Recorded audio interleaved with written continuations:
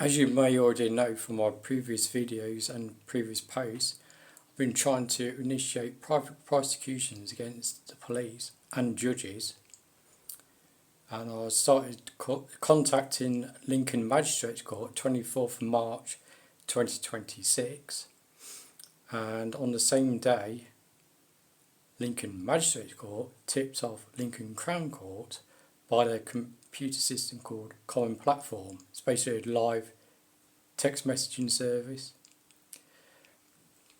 And again, to give you my background, on the 25th of March 2025, people trying to force entry to my property, so I twice dialed 999 for urgent police assistance, and for some strange reason, 7 police came around to my house and initiated a sustained assault against me and arrested me and prosecuted me for assaulting them.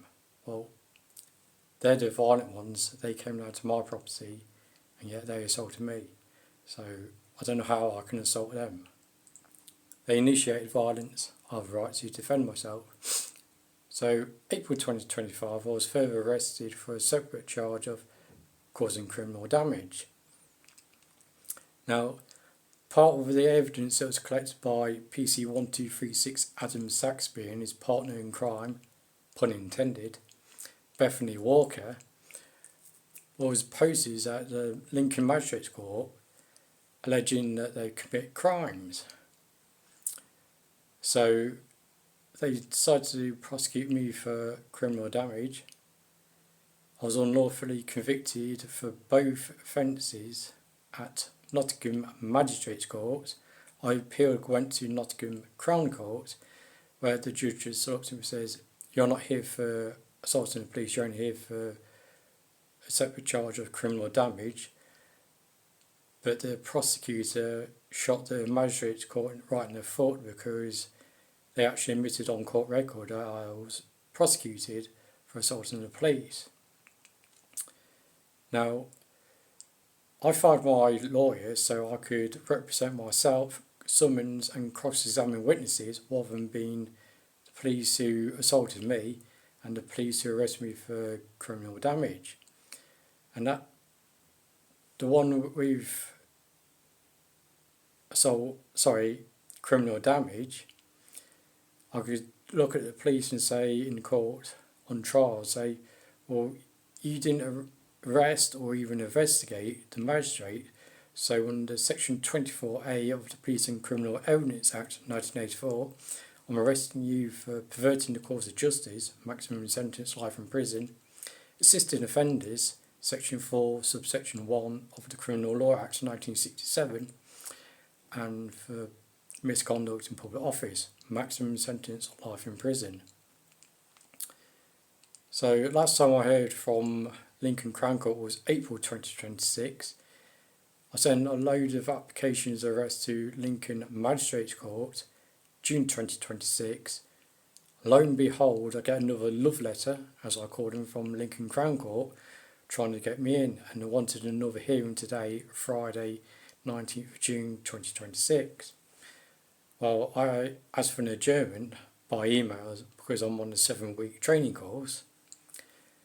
And this is a vexatious move because I'm trying to prosecute the police and judges, so they want to try and still try and prosecute me in order to cover up the crimes of the police and judges. Well, they want me in prison, they just don't want me on trial because, like I said, I represent myself. I can cross-examine all of these witnesses, and the latest witness I asked for today was Deputy Senior District Judge Tanwir Ikram of Westminster Magistrates Court for shutting down all these applications of arrest. So again, it's a vexatious move. They want me in court. Well, they don't want me in court. They want me in prison. They don't want me on trial. And I really don't know why they're doing this to themselves. They're just hanging themselves. And they're scoring an own goal. And the police always score an own goal because they just rush in, you're under arrest, blah, blah, blah. But if you look at the evidence, with the criminal damage one especially, and it says the magistrates apparently committed crimes, they've got to go through all this in front of a jury, and they don't want to do that. We're not dealing with intelligent people in the courts. We're not dealing with intelligent people in the prosecution service. We're not dealing with intelligent people in the police. We're just dealing with complete idiots.